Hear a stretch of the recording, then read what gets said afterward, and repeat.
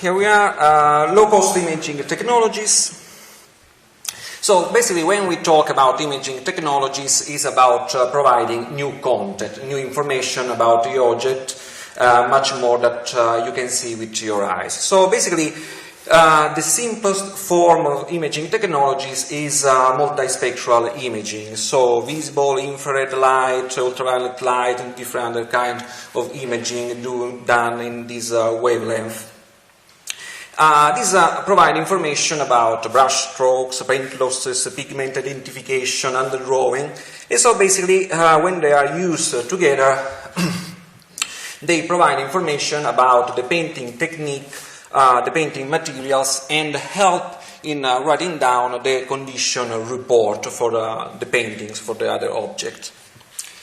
Cultural Heritage Science, open source, CHSOS, is a private practice service whose mission is to provide and promote low-cost imaging technologies for art examination and art documentation. I'm targeting low-cost because the goal is to serve the largest community of medium and small museum, which notoriously run on a little budget. So these are not things for big museums. So we are not talking National Gallery and so on, and for anybody for that, because these are really targeting what could be done with little money. So we are approaching this goal with two methods. That is development of low-cost technologies and the dissemination of this technology. And dissemination is done with a blog that I introduce you, and also is done by two services. And a service about on-site art examination documentation and the training on these low-cost technologies. An example of a development of a low-cost technology is the panoramic multispectral imaging. So it's a method that was published that allow you with low-cost tools, basic photographic tool you can buy in stores, to have high-resolution imaging of your paintings in also multispectral. And it is particularly useful for the infrared reflectography, and the method is called panoramic infrared reflectography, because in infrared reflectography you have to stitch a lot of images. So this method is a valid alternative to the much more expensive infrared scanners.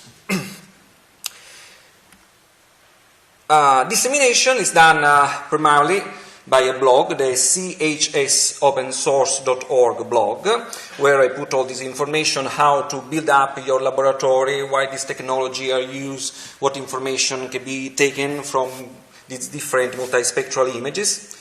And it's a growing community. Now it's running toward 5,000 views per month. It's growing, and it's reached mostly from Europe, from US, Canada, but also from South America and Southeast Asia. Here there is a little example. I made a video because of this. Let's see if we have also we have the music and this technology that I put together is not only low cost, so anybody can implement it in his museum, but is also lightweight because to pay my bills, also I do this documentation for clients, private, other than museums that want that, and I needed to travel low cost. So it's a technology that I call Ryanair proof. So nobody can stop me from bringing basically this the carry-on on the area, on the flight. So basically, in the case, in the luggage, I put the equipment that I can accept to lost, because luggage get lost. So basically, it's the panoramic head, the halogen lamps,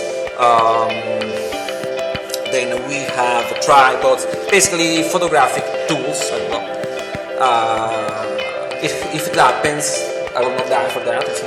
It's okay. So basically, it's setting up a little photographic studio for multispectral imaging.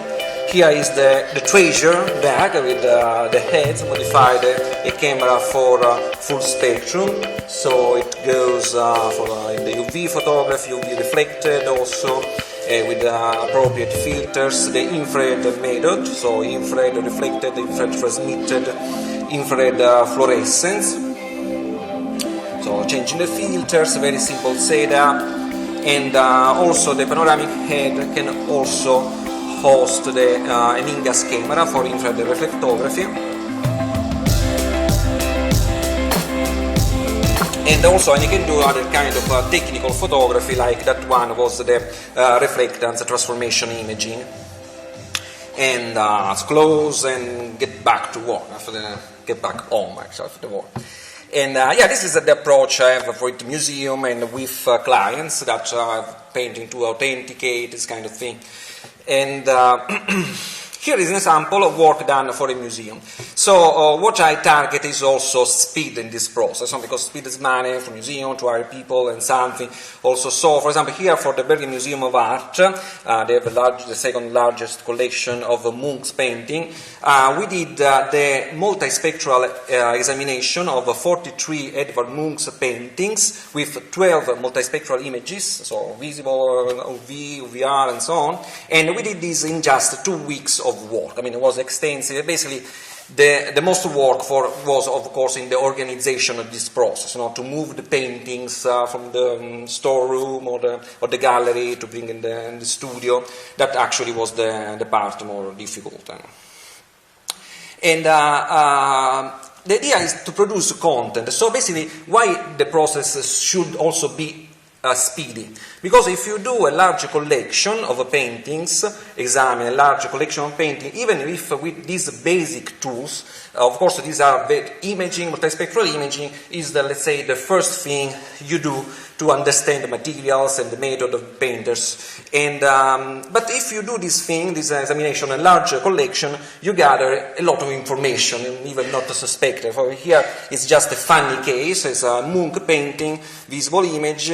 We did the Reading light, and you notice in the middle, in the Reading light, there is a kind of swatch there, and in the infrared we find out 138. We don't know yet what that means, why there is this number there.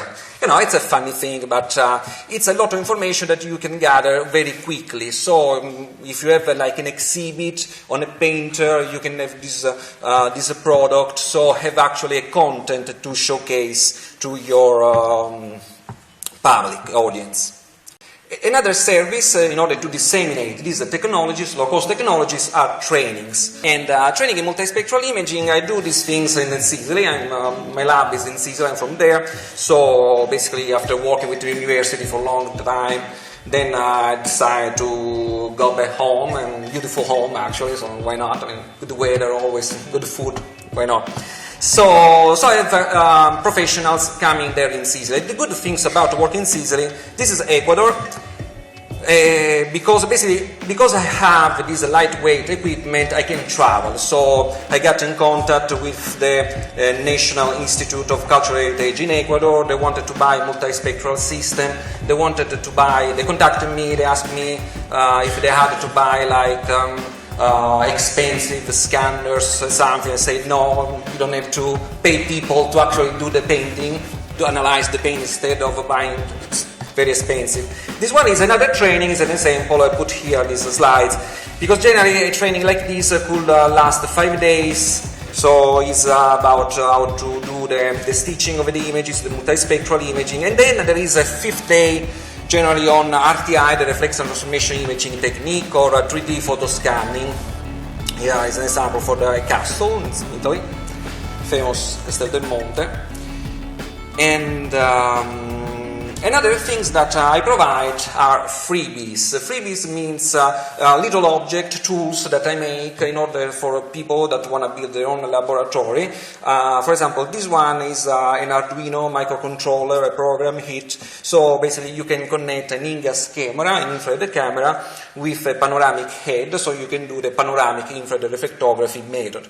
Otherwise you could do on your own, but you have to find the right cable, program the Arduino, so it's a lot of work, of course, for for those who are not knowledgeable about these tools. So these are freebies that I give to people that institution that take the training. So the trades. And another thing is, for example, these are another little things, is what I call a pigments checker. It's a collection of 54 historical pigments, swatches, and it's used in my training to explain how to try to identify some pigments by comparing all the multispectral images. So some pigments can be guessed, of course, it's not an analytical method, but is a standard way to try to analyze, identify at first in preliminary way. Okay, that's it. Thank you. Yep.